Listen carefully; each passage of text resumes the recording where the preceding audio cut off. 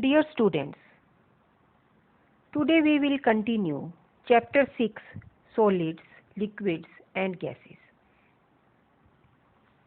Separation of liquids from liquids. It means when two liquids are mixed together, how can we separate these two liquids? Now, liquid and liquid mixture is of two types. First, miscible liquids. When two liquids mix completely well with each other, they form miscible liquids. For example, milk and water. It means when milk and water are mixed together, we cannot see these separate. These mix completely. Second type is immiscible liquids. When two liquids do not completely mix well with each other, they form immiscible liquids. For example, oil and water. It means when we mix oil and water, we can see separate layers of oil and water. Immiscible liquids can be separated by sedimentation decantation method. These can also be separated by distillation method. Sedimentation decantation method. In this method, mixture of two liquids is kept undisturbed for some time. Lighter liquid forms upper layer, which can be transferred to other beaker by decantation.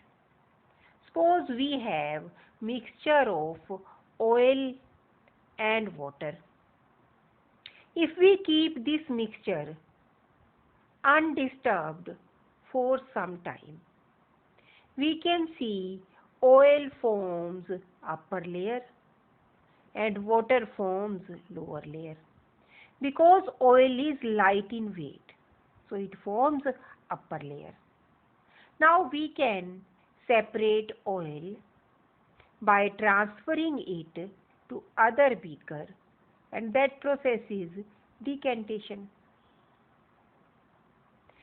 Next method is distillation. It is process of evaporation followed by condensation to get pure liquid. What is evaporation? Changing liquid to vapors on heating. Condensation, changing vapors to liquid on cooling. How this distillation happens? The apparatus shown in diagram is used for distillation process. This is called distillation flask or round bottom flask.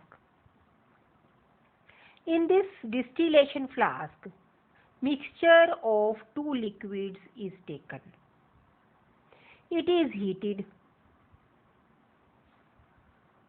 When it is heated, the liquid which has less boiling point changes to vapors.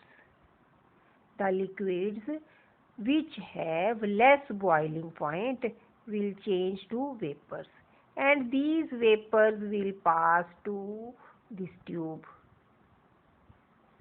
When these vapors reach this area, that is condenser area, it has cold water, ice cold water in the outer region, in this region.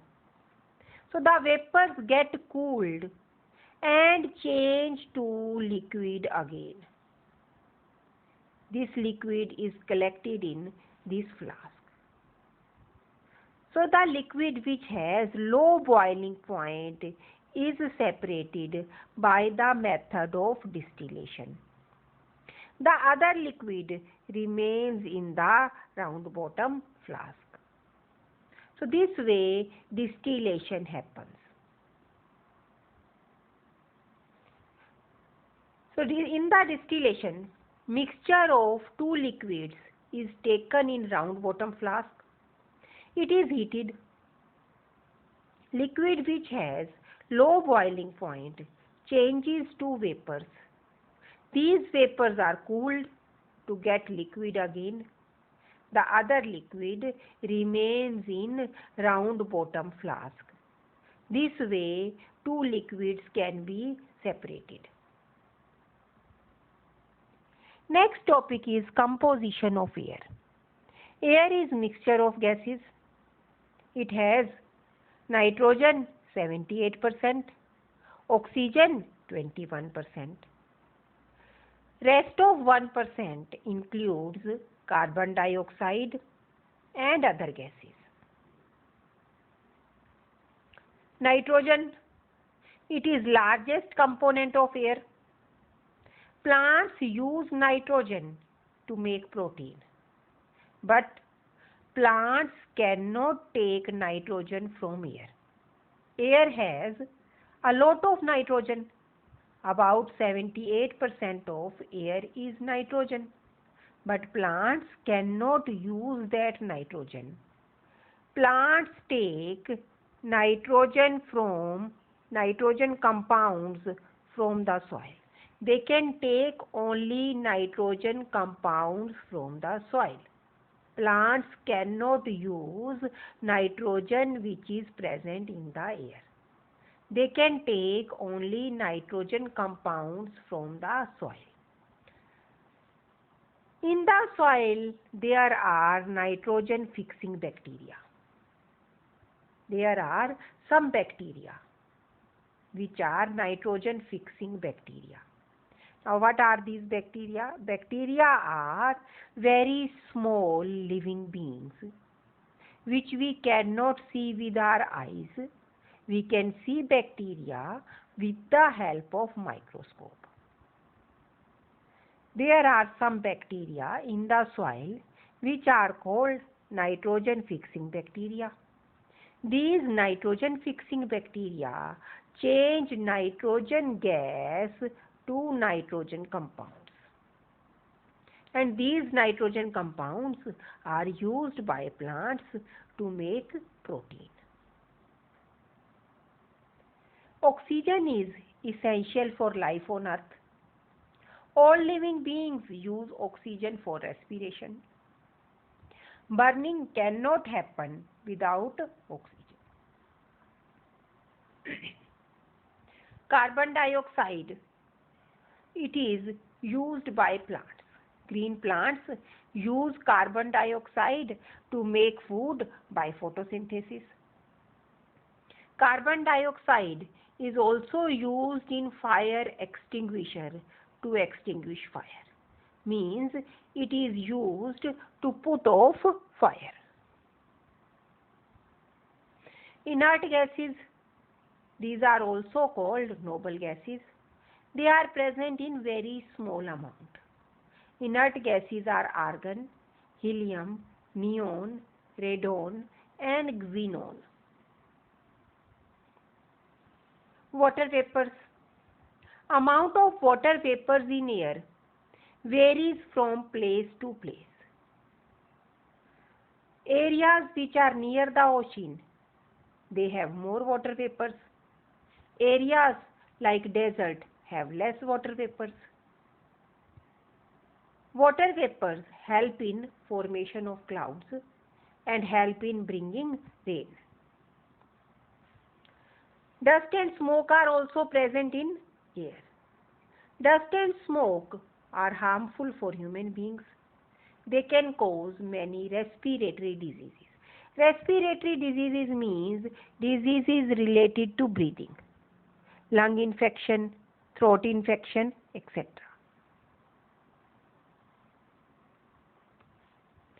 Properties of air. Air occupies space. Suppose we have two balloons. One is filled with air and other is not filled with air. So which one occupies space? The balloon in which air is filled, that occupies more space. So we can say air occupies space. Air is needed for burning. Burning cannot happen without air. If we light 2 candles,